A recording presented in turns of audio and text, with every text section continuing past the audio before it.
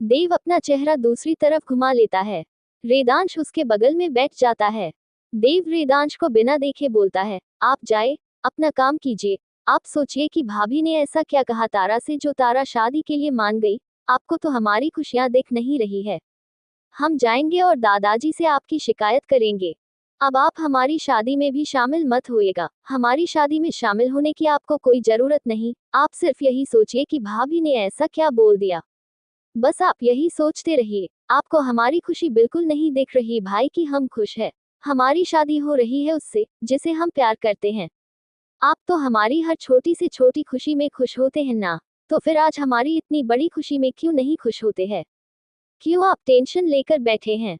वेदांश देव का चेहरा खुद की तरफ करते हुए बोलता है, देव देखिए, हम आपकी शादी से, आपकी खुशियों से बहुत ज्यादा खुश है।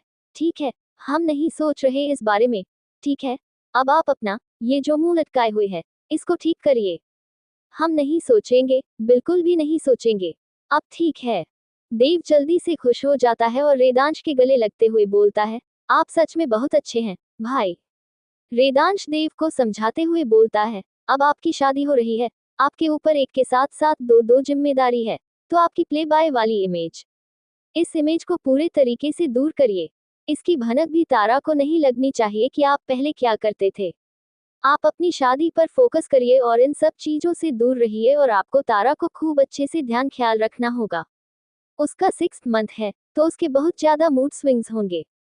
कभी वह आपसे चिढ़ेगी, कभी आपसे झगड़ा करेगी, कभी प्यार से बात करेगी, कभी छोटी छोटी चीजों के लिए जिद करेगी। तो आपको हर चीज के लिए प्रिपेयर रहना होगा। आपको उसे हर वो चीज लाकर देनी होगी जो वो मांगे और आपको उस पर बिल्कुल भी गुस्सा नहीं करना होगा। देव आराम से वेदांश की बात सुन रहा था।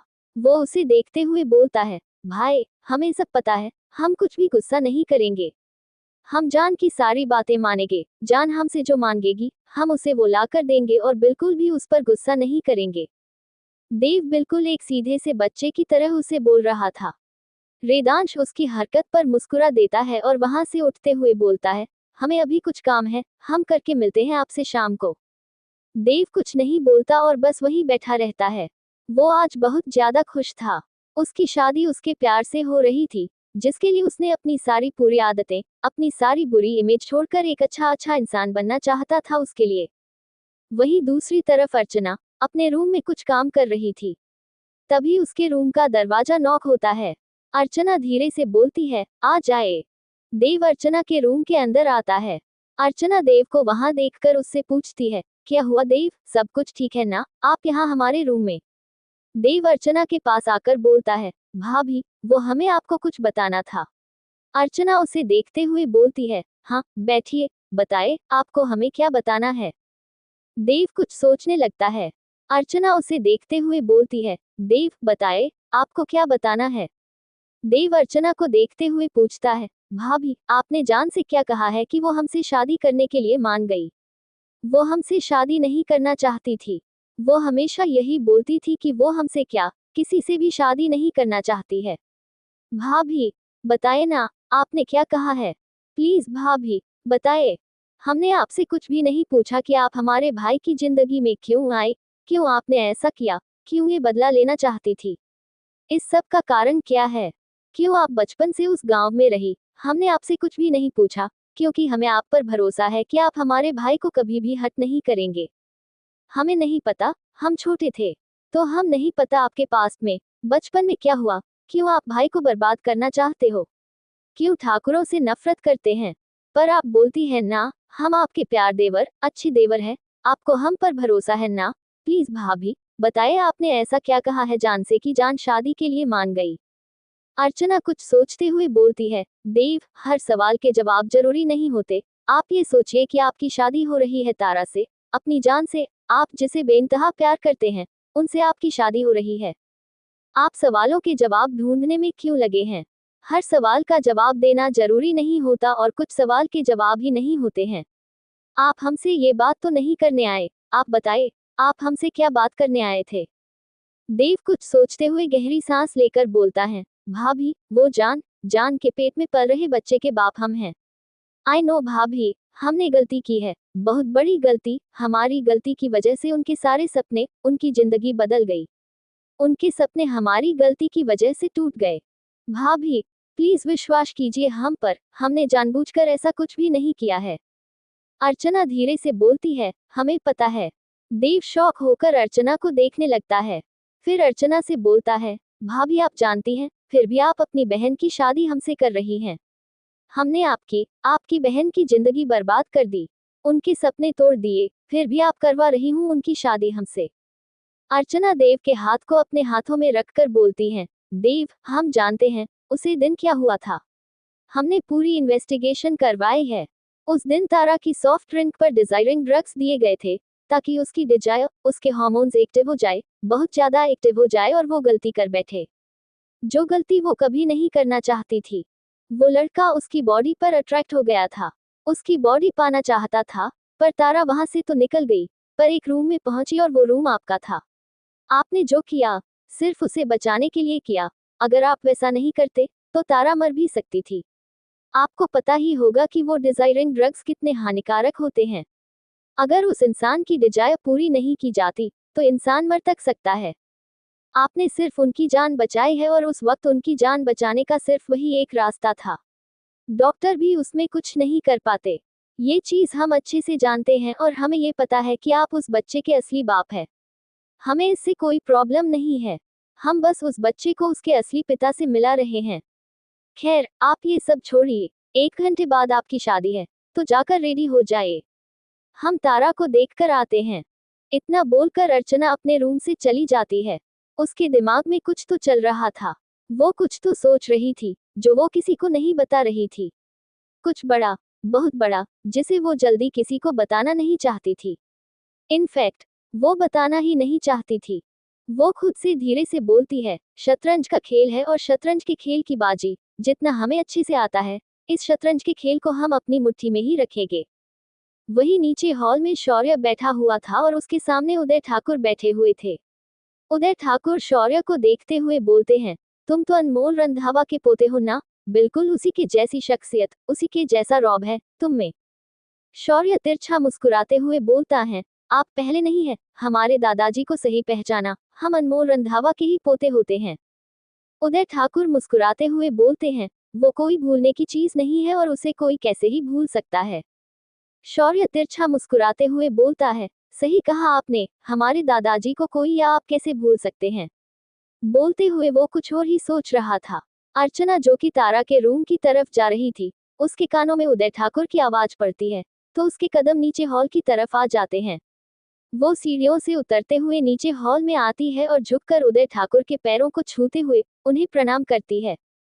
उदय ठाकुर उसे खुश और सुहागन रहने का आशीर्वाद देते हैं। अर्चना उन्हें देखते हुए बोलती हैं, दादाजी, आप कब आए? आपने हमें बताया भी नहीं। उदय ठाकुर मुस्कुराते हुए बोलते हैं, बस अभी थोड़ी देर पहले आए हैं। आपके भाई से बात कर रहे थे। फिर अर्चना की तरफ देखते हुए बोलते हैं, आपने कभी हमें बताया नहीं कि आप अनमोल रंधावा की पोती हैं। अर्चना कुछ सोचते हुए बोलती है, बताया तो हमने आपको बहुत कुछ नहीं है। खैर, अब आपको पता चल गया है कि हम किसकी पोती है। चलिए, हम आपको आपका रूम दिखा देते हैं, आप रेस्ट कर लीजिए। 1 घंटे बाद देव और तारा की शादी है। उदय ठाकुर खड़े होते हुए बोलते हैं, हम अभी इतने बूढ़े नहीं हो गए जो हम जाकर आराम करें। हमारे पोते की शादी है, तो हम जाते हैं अपने पोते से मिलने। इतने दिन हो गए अपने पोते से नहीं मिले। तभी वहां पर किसी की आवाज आती है, लगता है कोई हमें भूल गया है। वहां पर विजय खड़ा था। अर्चना विजय को कंफ्यूजन से देखने लगती है। विजय आगे आकर उदय ठाकुर को देखते हुए बोलता है, दादाजी, आप हमें अकेला ही छोड़कर आ गए। हमने बोला था ना, हम साथ में चलेंगे। जब हम ठाकुर हवेली पहुंचे, तो आप हमें मिले ही नहीं, हमें अकेले आना पड़ा। हमें यूं रास्ता ढूंढने में भी कितनी तकलीफ हुई। अर्चना अभी भी विजय को घूरे जा रही थी। ये कौन है जो उसके घर में आकर बोला है कि उसके घर को ढूंढने में उसे तकलीफ हुई। वो पीछे मुड़कर अर्चना को देखते हुए बोलता है, हेलो भाभी, मैं विजय, देव का दोस्त। अब मेरे दोस्त की शादी हो रही है, तो मेरा तो आना बनता ही है ना। पीछे से एक आवाज आती है, और मेरी बहन की शादी हो रही है, तो मैं ना आऊं, ऐसा हो सकता है। सब लोग पीछे मुड़कर देखते हैं, जहां पर एक लड़का खड़ा था। उसने खुद के चेहरे को कैप और मास्क से कवर कर रखा था। अर्चना उसे भी सवालिया नजरों से देख रही थी। वो लड़का अर्चना के पास आकर बोलता है, हेलो भाभी, कैसी हैं आप? आपने हमें अपनी शादी में तो नहीं बुलाया, पर शौर्य ने हमें तारा की शादी में बुलाया है, तो हम तारा की शादी तो अटेंड करके जाएंगे। बहन जो है वो हमारी। अर्चना पूरी तरीके से कंफ्यूज हो जाती है। उसे कुछ भी नहीं समझ में आ रहा था कि ये हो क्या रहा है। वो अपने हाथों को आगे करके बोलती है, स्टॉप स्टॉप, वेट वेट, यहाँ हो क्या रहा है? कोई हमें बताएगा, कौन किसकी भाभी, दोस्त, बहन? I am too confuse. वो लड़का आराम से आकर सोफे पर बैठ जाता है। विजय और उदय ठाकुर भी आराम से बैठ जाते हैं। अर्चना अभी भी सवालिया नजरों से अपने भाई को लगातार घूरे जा रही थी। वो उसे देखते हुए बोलता है, यार आप हमें घूरना तो बंद करें, बता रहे हैं ना हम, ये मलंग है, मानिक अंकल का बेटा। मलंग शौर्य को घूरते हुए बोलता है, भाई, मेरी अपनी खुद की पहचान है, तो आप प्लीज दूसरों के नाम से मुझे इंट्रोड्यूस करना बंद करें। फिर अर्चना की तरफ देखते हुए बोलता है, मैं इंडिया का सबसे फेमस रॉक स्टार मलंग, जो अभी मलेशिया का एक कॉन्सर्ट करके आया है। अर्चना उसे देखते हुए बोलती है, ओके, ठीक है आप मानिक, ओ सॉरी आप मलंग, तो आप हमारे भाई हुए, तो आपने हमें भाभी क्यों बोला? मलंग उसे देखते हुए बोलता है, क्योंकि आप हमारे बेस्ट फ्रेंड की वाइफ है, तो हमारी भाभी हुई, क्यों? अर्चना को एक और शौक लगता है। शौर्य के लिए कोई बड़ी बात नहीं थी, क्योंकि उसे अच्छे से पता था कि मलंग रेदांश का बेस्ट फ्रेंड है और मलंग को पता था कि शौर्य रेदांश से बेइंतहा नफरत करता है। पर दोस्ती में कहाँ कुछ देखा जाता है। शौर्य ने मलंग को कभी इन सब चीजों में नहीं घसीटा था और मलंग को इनमें कोई इंटरेस्ट भी नहीं था। तभी रेदांश की आवाज आती है, जो कि सीढ़ियों से नीचे उतरते हुए आ रहा था। वो मलंग को देखते हुए बोलता है, आप यहाँ आ गए, आपने हमें बताया भी नहीं। आप तो मलेशिया गए थे ना, इंडिया कैसे आ गए और इंडिया के साथ साथ हमारे भाई की शादी में भी आ गए? मलंग रेदांश को देखते हुए बोलता है, तुम तो हमसे बात ही मत करो। तुमने एक तो हमें अपनी शादी में बुलाया, चुपचाप अपनी शादी गांव में जाकर कर ली, और जब देव की शादी हो रही है, तुमने उसमें भी हमें इनवाइट नहीं किया। वह तो शौर्य को भला हो, उसने बुला लिया, वरना तो हम अपनी दोनों ही बहनों की शादी नहीं देख पाते। तुम जैसे दोस्त हो, तो हम अपने दोस्तों की शादी ही ना देख पाए। तभी तारा ऊपर से भागते हुए आती है और मलंग के सामने खड़े होकर बोलती है, आप तो वही फेमस रॉकस्टार मलंग हो ना? Oh my God, oh my God. वो खुशी से नाचने लगती है।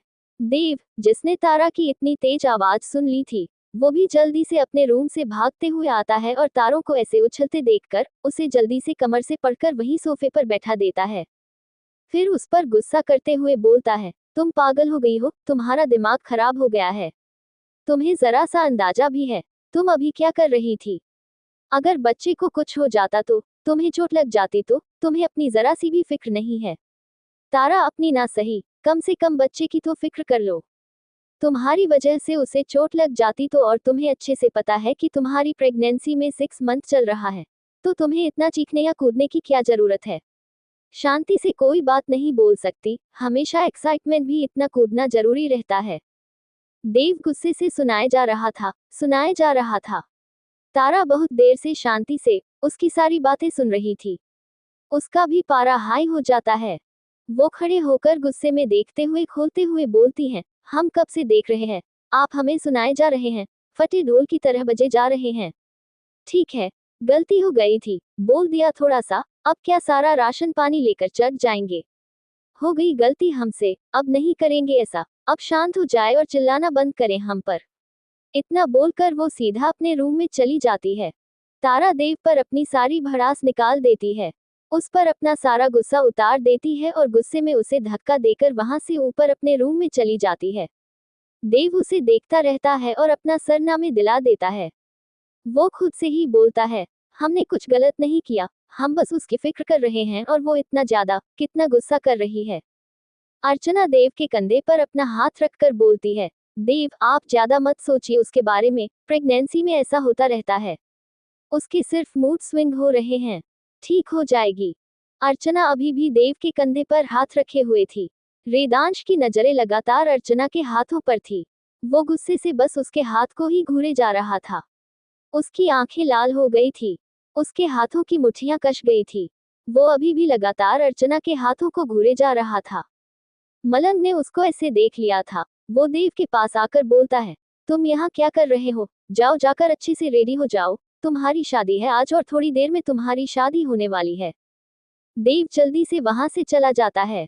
मलंग भी रेदांश को लेकर उसके रूम में आ जाता है और रूम अंदर से लॉक करके रेदांश को घूरते हुए बोलता है, तुम पागल हो गए हो, ये क्या कर रहे थे तुम नीचे? तुम्हें अब क्या अपने ही भाई से जलन हो रही है? हमें पता है, तुम अपनी चीजों को लेकर बहुत ही ज्यादा पजेसिव हो। तुम अपनी चीज किसी के साथ भी शेयर नहीं करते। लेकिन वो कोई चीज नहीं है, जीती जागती इंसान है, फीलिंग्स है उसके अंदर, उसे सही गलत की परख है। उसकी भी मर्जियां होती है। आप किस हिसाब से बिहेव कर रहे थे ना भी नीचे? अगर मैं देव को जाने को नहीं बोलता वहां से, पता नहीं तुम क्या कर देते। तुम्हें खुद पर कंट्रोल रखना होगा। रेदांश मलंग के पास जाते हुए बोलता है, हम कंट्रोल तो कर रहे हैं खुद को, तुम्हें दिख नहीं रहा है? हमने खुद को कंट्रोल किया, बहुत ज्यादा कंट्रोल किया, हमने कुछ भी नहीं बोला। अब हम क्या करें? हमें अपने भाई से ही जलन हो रही है जो कि गलत है। हम क्या कर सकते हैं? हमें नहीं समझ में आ रहा। हमारे दिल में क्या हो रहा है? दिल में एक अजीब सी बेचैनी, अजीब सी फीलिंग आ रही है, जिसे हम बिल्कुल भी नहीं समझ पा रहे। जब हमारी बीवी किसी और के साथ होती है, किसी और से हंस हंस के बातें करती है, हमें अजीब लगता है, हमें जलन सी होती है। यहाँ तक कि जब वो देव से भी बात करती है, तब भी हमें जलन होती है। हमें नहीं समझ में आ रहा, ऐसा क्यों होता है? एक अजीब लगता है अंदर से। तुम्हें पता है, हमारी बीवी ने हमें धोखा दिया और वो शौर्य की बहन है। ये बात तो शायद तुम्हें भी नहीं पता होगी। तुम तो शौर्य के दूर के रिश्तेदार हो, तब भी तुम्हें ये बात नहीं पता। वो बचपन से उसके साथ नहीं रही, सिर्फ हमसे बदला लेने के लिए। हमने किया क्या है, हमें पता ही नहीं कि हमने क्या किया है, जिस चीज का हमसे बदला लिया जा रहा है। मलंग गहरी सांस लेकर बोलता है, तुम्हें नहीं पता, तुमने कुछ नहीं किया है, लेकिन किया है तुम्हारी घर वालों ने। रेदांश कंफ्यूजन में मलंग को देखते हुए बोलता है, हमारे घर वालों ने? आखिर हमारे घर वालों ने क्या किया है? मलंग गहरी सांस लेकर बोलता है, तुम्हारे घर वालों ने उन दोनों भाई बहनों से बचपन में ही उनके माँ बाप का साया उनके सर से छीन लिया। उनके माँ बाप को जिंदा उनके फार्म हाउस में जला दिया, सिर्फ और सिर्फ तुम्हारे घर वालों ने। रेदांश मलंग को खुद से दूर करते हुए बोलता है, व्हाट रबिश, तुम पागल हो गए हो, हमारे घर वाले ऐसा कर ही नहीं सकते। हाँ, हमें पता है, हमारे अंदर हमारे घर वालों का खून है। हम एक चीज अच्छे से बताएं, हमारे घर वालों ने भी बहुत सारे काम किए हैं, लेकिन उन्होंने कभी किसी अच्छे इंसान को नहीं मारा। हमने भी कभी किसी अच्छे इंसान को नहीं मारा, हमेशा गलत करने वालों को ही हमने और हमारे घर वालों ने सजा दी है। जरूर शौर्य के घर वाले कुछ गलत करते होंगे, तभी उन्हें ये सजा मिली। मलंग फीका मुस्कुरा कर बोलता है, सीरियसली, तुम्हें ये लगता है कि अंकल आंटी ने कुछ गलत किया होगा या फिर अंकल ने या फिर आंटी ने कुछ गलत किया होगा? तुम्हें पता भी है, मैंने देखा है उन्हें, मैं शौर्य और अर्चना दोनों से बड़ा हूँ। मैंने देखा है अंकल आंटी को, उन्होंने आज तक कुछ गलत नहीं किया। उन्होंने अपना बिजनेस बहुत ही पीसफुली हैंडल किया था। उन्होंने कभी किसी को मारा नहीं, यहाँ तक कि अपने घर में काम करने वाले सर्वेंट की सैलरी भी वो हमेशा टाइम से पहले देते थे। और तुम बोल रहे हो उन्होंने कुछ गलत किया होगा? गलत उन्होंने नहीं किया, गलत उनके साथ हुआ था और हमें ये नहीं पता उनके साथ क्या गलत हुआ था। लेकिन गलत हुआ था, बहुत गलत हुआ था, और गलत करने वाले तुम्हारे अपने घर वाले, तुम्हारे घर वाले थे, तुम्हारे खानदान वाले। लेकिन हमने तुम्हें कभी ये बात नहीं बताई, क्योंकि तुम्हारे घर वाले गलत हो सकते हैं, लेकिन तुम गलत नहीं थे। तुम हमारे लिए हमेशा से सही थे, क्योंकि तुमने कभी किसी सही इंसान को नहीं मारा है। तुमने हमेशा गलत इंसान को ही सजा दी है, तो हमने तुम्हें कभी किसी चीज से नहीं रोका। पर रेदांश, एक बात याद रखना, अंकल आंटी के साथ गलत हुआ था और उनके साथ गलत करने वाले तुम्हारे घर वाले थे। तो तुम्हें ही इस बात की तह तक जाना होगा, तुम्हें जानना होगा कि क्या हुआ था। इसके साथ हम इतना ही कहेंगे कि अच्छे से सारी इंफॉर्मेशन निकलवा, सब कुछ एक एक कड़ी जोड़ो, कुछ तो छूट रहा है बीच में। हमने बहुत ढूंढा, हमने बहुत कोशिश की, हर एक कड़ी जोड़ने की कोशिश की, लेकिन कहीं ना कहीं कुछ ना कुछ बीच में रह जाता है, जिसे हम नहीं जोड़ पा रहे। इतना बोलकर मलंग वहां से चला जाता है। रेदांश वही सोफे पर बैठ जाता है और खुद से बोलता है, ये मलंग क्या बोल रहा था? गलत हुआ है बीवी के घर वालों के साथ और वो गलत करने वाले हमारे घर वाले हैं। नहीं, ऐसा नहीं हो सकता। हमारे घर वाले कभी गलत इंसान को सजा नहीं देंगे, उन्होंने सब गलत इंसान को सजा दी है। अगर बीवी को घर वाले सही थे, तो हमारे घर वाले ऐसा कर ही नहीं सकते। हमें सारी बात पता लगानी होगी। मलंग कुछ कम नहीं है, हमें अच्छे से मालूम है, उसने बहुत पता लगाया होगा, सब कुछ पता लगाया होगा। वो बोल रहा है कुछ कड़ी तो बीच में छूट रही है, हमें हर चीज जोड़ने होगी, हर एक कड़ी जोड़ देंगे। बीवी के बचपन से लेकर अब तक की सारी इंफॉर्मेशन हमें चाहिए। थोड़ी देर बाद सब लोग नीचे हॉल में इकट्ठा थे। नीचे एक सोफे पर देव और तारा बैठे हुए थे। उनके सामने मैरिज पेपर्स रखे हुए थे। वही सामने एक लॉयर खड़ा था। वो उनके सामने उन पेपर्स को पढ़ देता है। देव उन पेपर पर तुरंत साइन कर देता है। तारा एक नजर अर्चना को देखती है। अर्चना उसे साइन करने का इशारा कर रही थी। तारा उसमें साइन कर देती है। वही मेघा शांति से बैठी सबको देख रही थी। मलंग, जिसकी नजर बार बार मेघा पर ठहर रही थी, वो खुद से ही बोलता है, हमने इसे कहीं तो देखा है, कहीं देखा है, हमें कुछ याद क्यों नहीं आ रहा। हमने इसे कहीं तो देखा है। लेकिन मलंग को मेघा याद ही नहीं आती कि उसने मेघा को कहाँ देखा है। मेघा बस हल्का सा मुस्कुरा देती है। तारा खड़ी हो जाती है और देव की तरफ अपना फोन बढ़ाकर बोलती है, लीजिए प्रोफेसर, अब हमारी फोटो लीजिए। हमारी जिंदगी का इतना बड़ा दिन है, जो आपसे शादी करके पूरा हो रहा है। हमारी फोटो लीजिए, हमारी यादगार शादी के लिए, जिसमें कुछ भी यादगार नहीं है, क्योंकि शादी तो हमने आपसे कर ली लेकिन आपको कभी वो प्यार नहीं दे पाएंगे। आपको कभी खुद के पास नहीं आने देंगे। आप हमेशा हमसे दूर रहिएगा। वो देव के कानों में धीरे से बोलती है। देव सब कुछ सुन रहा था और मुस्कुराते हुए बोलता है, ये फोन से फोटो अच्छी थोड़ी ना आएगी, वो हम कैमरा से आपकी फोटो खींचते हैं ना। बोलकर वो विजय के हाथों से कैमरा ले लेता है। विजय, जो आराम से वहां की वीडियो बना रहा था, वो उससे कैमरा ले लेता है। विजय उसे कुछ नहीं बोलता। तारा आराम से खड़े होकर पोज देने लगती है। उसने व्हाइट कलर की लॉन्ग गाउन पहनी हुई थी और हाथों में व्हाइट ग्लव्स पहने हुए थे। उसका वो लॉन्ग गाउन का शोल्डर ऑफ शोल्डर था। उसने चेहरे पर बिल्कुल हल्का सा मेकअप किया हुआ था। उसका थोड़ा थोड़ा बेबी बम्प भी दिखने लगा था। उसकी बालों की कुछ लटें उसके चेहरे पर थी। वो उसके गालों को चूम रही थी। उसकी वो ग्रीन आइज, जिसे वो बार बार झपका रही थी। देव तो बस एक तक उसको देखता ही रह जाता है। वो उसकी फोटो खींची नहीं रहा था। तारा उसको देखते हुए बोलती है, प्रोफेसर ऑफ पति देव, आप कहाँ खो गए। फोटो खींचिए हमारी। अब आपने फोटोग्राफर तो बुलाया नहीं है, तो अब आपको ही फोटोग्राफर बनना पड़ेगा। खींचिए जल्दी से हमारी फोटोज, हम ज्यादा देर तक खड़े नहीं रह सकते। तारा की ऐसी हरकतें देख सब लोग मुस्कुराते हैं, क्योंकि तारा कभी ऐसी हरकत नहीं करती थी। लेकिन प्रेगनेंसी की वजह से उसके मूड स्विंगर्स हो रहे थे। सारे देव के सामने ही होते थे। उसने देव को परेशान करके रखा हुआ था। देव मुस्कुराते हुए उसकी फोटो खींच रहा था। वो अलग अलग पोसेस दे रही थी। फिर थक कर वही सोफे पर बैठ जाती है। देव उसे देखते हुए बोलता है, आप बहुत ज्यादा थक गए हैं, चलिए रूम में चलकर आराम करिए। तारा उसे देखकर थोड़ा घबरा रही थी, इसलिए वो रूम में नहीं जा रही थी। वो यही सोफे पर बैठी हुई थी। वो उसे देखते हुए बोलती है, हमें हमें कहीं भी नहीं जाना, अभी हमें यही बैठना है। देव जबरदस्ती उसे अपनी बाहों में उठा लेता है और उसे देखते हुए बोलता है, हम आपकी हर बात मान रहे हैं, इसका मतलब ये नहीं कि आप हमारी कोई बात नहीं मानेंगी। हमने बोला ना, आप थक गई हैं।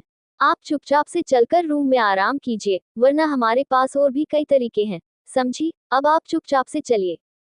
उनके जाने के बाद अब वहां पर बिजनेस की बातें चालू हो गई थी। अर्चना रेदांश को देखते हुए बोलती है, कल माल का प्रेजेंटेशन डे है। फिर मेघा की तरफ देखते हुए बोलती हैं, आप रेडी है ना कल के लिए, मेघा।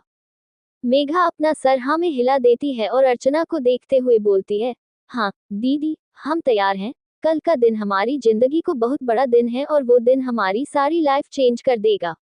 हमारे करियर की पहली सीढ़ी है कल, जिसे हमें चढ़ना है। अर्चना अपनी जगह से उठते हुए बोलती है, रात बहुत ज्यादा हो गई है, आप लोग सब जाकर आराम करिए। मेघा, तुम भी जाकर रेस्ट करो, कल का दिन बहुत बड़ा है तुम्हारे लिए। मेघा अर्चना की बात मानकर वहां से चली जाती है। अर्चना भी बिना किसी से कुछ बोले अपने रूम में चली जाती है। वो अपने रूम में आती है और सीधा वॉशरूम में चली जाती है। वो वॉशरूम से फ्रेश होकर आती है। उसने व्हाइट कलर की थाई तक आती सिल्क की नाइटी पहनी हुई थी और उसके ऊपर शर्ट डाला हुआ था, जो जालीदार था। उसे अपने रूम में कुछ अजीब लगता है। वो अपनी नजर इधर उधर घुमाकर देखती है। तभी अचानक कोई उसकी कमर में हाथ डालकर उसे सीधा दीवार से सटा देता है। अचानक ऐसे होने से अर्चना को कुछ भी समझ में नहीं आता और वो अपनी आंखें बंद कर लेती है। वो धीरे धीरे करके अपनी आंखें खोलती है। उसकी क्रिस्टल ब्लू आईज रेदांश की ग्रे एंड गोल्डन कॉम्बिनेशन वाली आंखों से मिलती है। दोनों एक दूसरे को ऐसे ही देखते रहते हैं। 5 मिनट तक वो दोनों एक दूसरे को ऐसे ही देखते रहते हैं। दोनों में से किसी ने भी अपनी पलकें नहीं झपकाई थी। किसी की आंखों में खालीपन था, तो किसी भी आंखों में बहुत सारे इमोशंस थे और उन इमोशंस को छुपाकर बाहर सिर्फ नफरत ही दिखाई जा रही थी। रेदांश अर्चना के चेहरे पर आए बालों को उसके कानों के पीछे करते हुए बोलता है, इमोशंस को अच्छे से छुपाना जानती हो बेबी, पर क्या है ना, तुम अपने इमोशंस किसी और के सामने छुपा रही सकती हो। इमोशंस को हम उसकी जड़ से निकाल कर भी पढ़ ले कि इंसान के मन में क्या चल रहा है। लेकिन तुम्हारे मन में इतना कुछ चलता है कि हमें समझ में नहीं आता कि तुम हमारे सामने जो हो, या फिर तुम कुछ और ही हो जो हमारे सामने नहीं बनती, अकेले में बनती हो। तुम्हारे रंग तो कई है, तुम तो गिरगिट से भी तेज रंग बदल रही हो आजकल, पर क्या है ना, हमें इंसान के असली रंग को पहचानने की आदत हो गई है। इसलिए तुम्हारे ये जो बदलते रंग है ना, हमने पहचान लिया। बस तुम्हारा मकसद पहचानने की देर है। अर्चना वैसे ही रेदांश की कमर में हाथ डालकर उसको खुद के बिल्कुल करीब करके बोलती है, मकसद पहचानने की क्या जरूरत, आपको हमारे मकसद साफ साफ दिख नहीं रहे क्या पतिदेव? बदला लेना चाहते हैं हम आपसे? बदला? हमारा सिर्फ एक ही मकसद है, आपसे बदला। रेदांश तिरछा मुस्कुराकर बोलता है, नहीं, बदला तो है, उसके अलावा भी कुछ और चल रहा है तुम्हारे दिमाग में क्या? ये तो हम बहुत जल्दी जान जाएंगे। तुम्हारा मकसद बदला तो है, पद के अलावा भी तो तुम्हारा मकसद कुछ और है, हमें बर्बाद करना, पूरी तरीके से बर्बाद करना, यही चाहती हो ना तुम? पर अफसोस, तुम्हारा ये मकसद कभी पूरा नहीं हो पाएगा। क्योंकि बेबी, तुम जिस खेल में उतरी हो ना, उसी खेल को हम बचपन से खेल रहे हैं। शतरंज की बाजी की तुम पहली चाल में है और हम आखिरी चाल चल चुके हैं। अर्चना वैसे ही मुस्कुराते हुए बोलती है, आपको क्या लगता है हम इतने कच्चे खिलाड़ी हैं? अच्छे से जानते हैं ना हमें, और आपने हमारी पूरी इन्वेस्टिगेशन भी करवाई है, तो आपको ये पता ही है, बचपन से हम उस गांव में रहे हैं। इतनी कच्ची खिलाड़ी तो आप हमें मत समझना। खेल की आप बात कर रहे हैं, बहुत जल्दी पता चल जाएगा। और शतरंज को खेल की पहली बाजी किसने चली है और आखिरी बाजी किसने? अर्चना अभी भी रेदांश की आंखों में आंखें डालकर बात कर रही थी। तभी अचानक रेदांश उसकी गर्दन में अपने चेहरे को छुपा लेता है और उसके बालों को स्निफ करने लगता है। वो उसके बालों को सूंघते हुए बोलता है, your fragrance like a strawberry and your lips are also like a strawberry. बोलते हुए उसकी सांसें अर्चना को गर्दन पर महसूस हो रही थी, जिससे वो सिहर रही थी। रेदांश अपने चेहरे को उसकी गर्दन से अलग करके उसके होठों की तरफ बढ़ने लगता है। अर्चना डरते हुए, हकलाते हुए बोलती है, राजा साहब, आप ये क्या क्या कर रहे हैं? रेदांश उसके फड़फड़ाते हुए ठंडे होठों पर अपनी सख्त उंगली रख देता है और बोलता है, शुश। अर्चना कुछ भी नहीं बोल पाती। वो अपने गले में आए सलाइवा को निगलते हुए बस एकटक अपनी क्रिस्टल ब्लू आईज से रेदांश की गोल्डन कॉम्बिनेशन वाली आंखों में देखती रहती है। दोनों ही एक दूसरे को एकटक देख रहे थे। दोनों की आंखें एक दूसरे से कुछ ना कुछ बयां कर रही थी। दोनों की आंखों में अलग इमोशंस थे। किसी की आंखों में जानने की इच्छा थी, तो किसी की आंखों में सिर्फ और सिर्फ नफरत और बदला था, और उसके बीच में छुपा हुआ प्यार, जिससे वो नफरत और बदले में छुपा रहा था। रेदांश उसके होठों से अपनी उंगली अलग करके उसकी तरफ बढ़ने लगता है। अर्चना एक बार फिर हकलाते हुए बोलती है, ये आप गलत कर रहे हैं और आप हमारे हमारे कमरे में क्या कर रहे हैं?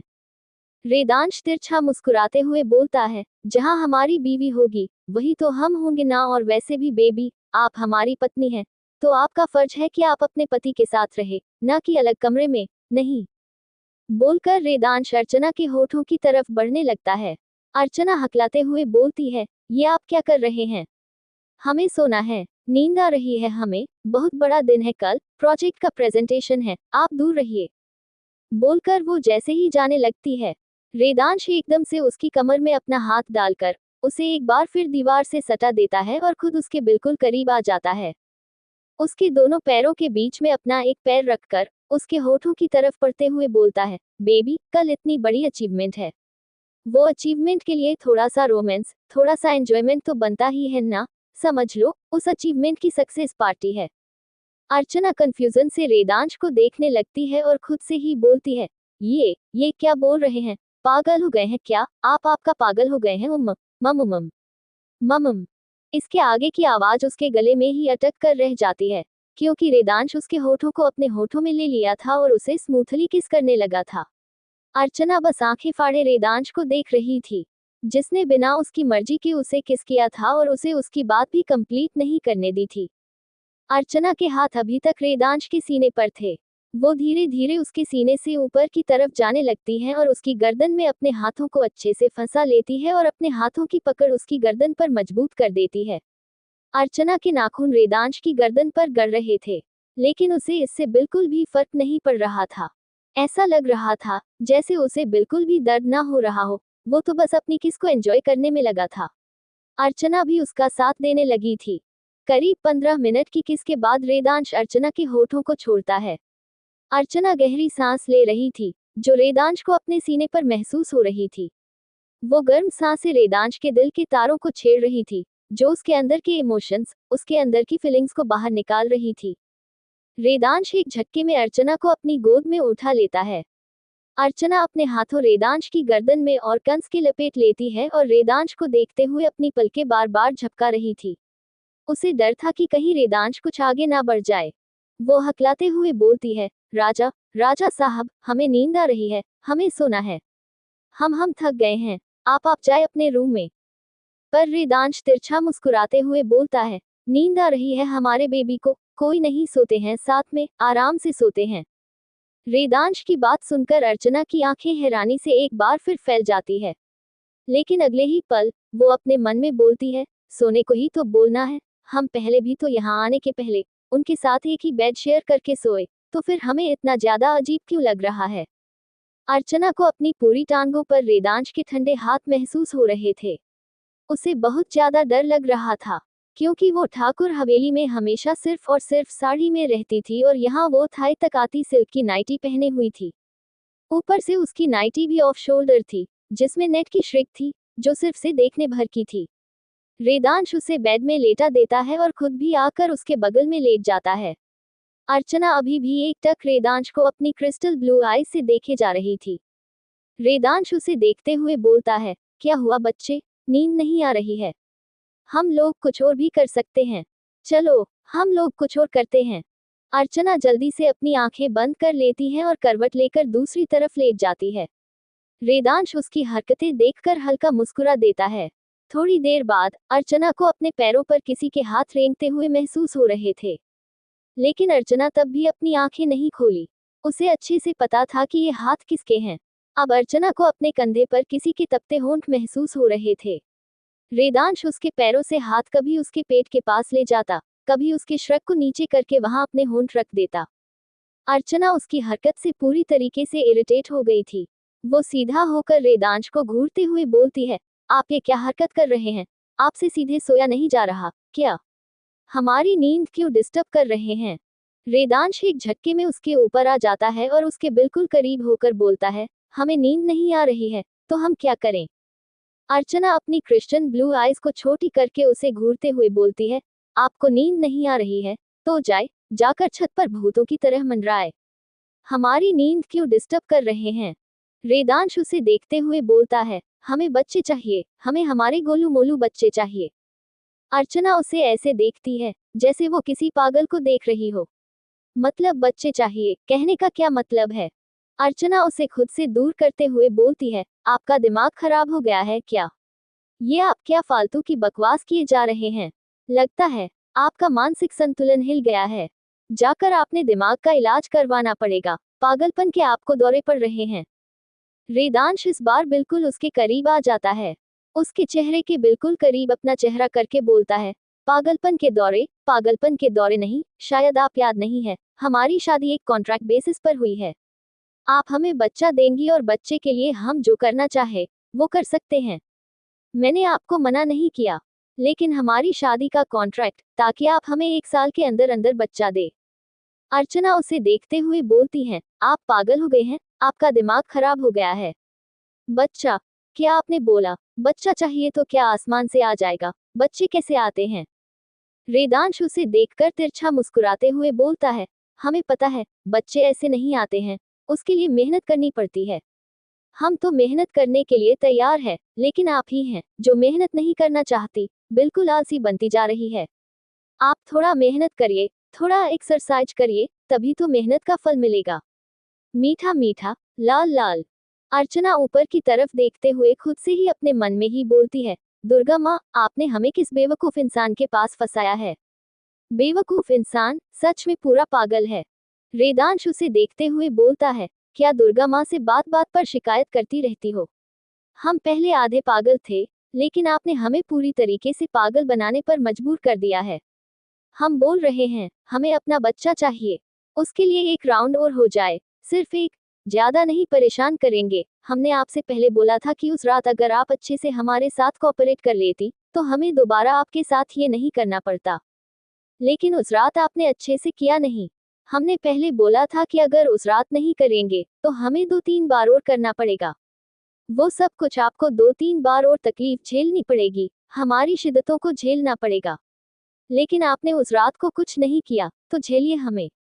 अर्चना उसे कुछ बोल ही नहीं पा रही थी। वो सिर्फ अपनी आंखें फाड़े उसे देख रही थी। हमेशा ऐसा ही होता था, वो करीबी में सब कुछ भूल जाती थी। वो कुछ भी बोल नहीं पाती थी और वेदांश की ऐसी बातों से लाजवाब कर जाती थी। उसके पास कोई जवाब ही नहीं होता था। अर्चना गहरी सांस लेकर बोलती है, पर हमें नींद आ रही है। वेदांश उसे देखते हुए बोलता है, पर हमें तो नींद नहीं आ रही ना फिर। वो शरारती अंदाज में उसकी शर्ट नीचे करते हुए बोलता है, हम आपकी नींद भी कुछ पल में गायब कर देंगे, बस थोड़ा सा हमारे साथ कोऑपरेट कर लीजिए। बस एक राउंड और, फिर उसके साथ थोड़ा सा दर्द, जो आपको सहना होगा, उसके बाद सब कुछ ठीक। वहीं दूसरी तरफ, देव का कमरा। तारा आराम से पूरे बेड पर फैली हुई थी। देव एक कोने में बैठा था और तारा को ही देखे जा रहा था। तारा इस वक्त बहुत क्यूट लग रही थी। बच्चों की तरह चॉकलेट खा रही थी और वो चॉकलेट उसके चेहरे के आसपास भी लगी हुई थी। लेकिन उसने ध्यान ही नहीं दिया और वो बस लगातार चॉकलेट खा रही थी। वो चॉकलेट को दूसरी साइड रखते हुए बोलती है, अब हमें कुछ खट्टा खाना है। देव उसे देखते हुए बोलता है, बीवी होने का अच्छा फायदा उठा रही हो। तारा बिना उसे देखे बोलती है, अब शादी करने की आपको जल्दी थी। अब आपने जो शादी की है प्रोफेसर, तो हमारा फायदा उठाना तो बनता ही है। अब दीजिए, हमें कुछ खट्टा खाना है। बोलते हुए वो पप्पी फेस बनाकर देव को देख रही थी। देव उसके सामने कुछ इमलियां रख देता है।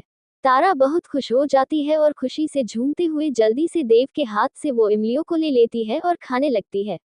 उसने अपने दोनों हाथों में इमलियां ली हुई थी और बारी बारी से दोनों हाथ की उंगलियों को एक एक कर खा रही थी, जिससे उसके मुंह में वो लग रही थी।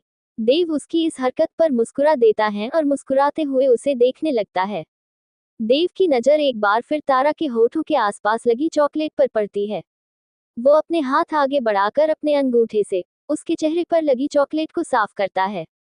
वो अपने अंगूठे को मुंह में डालकर अपना अंगूठे की सारी चॉकलेट अच्छे से खा लेता है। तारा उसे देखकर अपनी आंखें फड़फड़ाते हुए बोलती हैं, आप हमें इनडायरेक्टली किस कर रहे हैं। आप हमें डायरेक्टली किस भी तो कर सकते हैं। देव उसे देखते हुए बोलता है, हमने तो अभी आपको किस की ही नहीं। देव अब उसके बिल्कुल पास आकर बोलता है, उद्धरण चिन्ह, अभी अभी तो आपने की। आपने अपने अंगूठे से हमारे चेहरे पर लगी चॉकलेट साफ कर हमारे होठों से आप अपने साथ को लेकर के और फिर आपने अपने होठों पर लगाया। इसे किस ही तो बोलते हैं और इसे इनडायरेक्ट किस बोलते हैं। आप हमें डायरेक्ट किस भी तो कर सकते थे। आपको हमारे मुंह पर लगी चॉकलेट साफ करने देना, आप डायरेक्ट अपने होठों से भी तो साफ कर सकते थे। तारा बेशर्मी से उसके सामने बोलते जा रही थी। उसे होश ही नहीं था कि वो क्या बोल रही है। वो बस बेशर्मी से बोले जा रही थी। देव उसे मुस्कुराते हुए देखकर बोलता है, वैसे आइडिया बुरा नहीं है, आइडिया अच्छा है। बोलकर उसके चेहरे को अपने हाथों में थाम लेता है। देव की बात सुनकर अब जाकर तारा को रियलाइज होता है कि वो क्या बोल गई। जो बात उसे अपने मन में बोलनी चाहिए थी, उसने इतनी तेज बोली कि देव ने भी सुन लिया। देव उसके होठों की तरफ बढ़ने लगा था। तारा अपने चेहरे को इधर उधर घुमाने लगती है। देव अपनी तेज आवाज में बोलता है, don't move otherwise I will do something else. Tara अब अपनी पलकें झपकाते हुए उसे ही देख रही थी। देव अपने होठों को तारा के होठों पर रख देता है, लेकिन वो उसे किस नहीं करता। बस उसके होठों पर लगे उस खट्टे मीठे स्वाद को अपने होठों में लेने लगता है और धीरे धीरे अपने होठों को उसके होंठ से किस कर उसके कानों में रख देता है। जहां पर उसके चॉकलेट लगी होगी। वो अब अपने होठ तारा के चेहरे की हर उस जगह पर चला रहा था जहां पर तारा की चॉकलेट लगी हुई थी। वो अपने होठों से ही तारा की चॉकलेट को साफ कर देता है और एक बार फिर अपने होंठ तारा के होठों पर रख देता है। लेकिन इस बार भी वो उसे किस नहीं करता और उससे दूर हो जाता है। वो सिर्फ उसके होठों पर लगे उसे खट्टे मीठे स्वाद को ले रहा था। देव के अलग होने पर तारा को पता नहीं क्या सोचता है।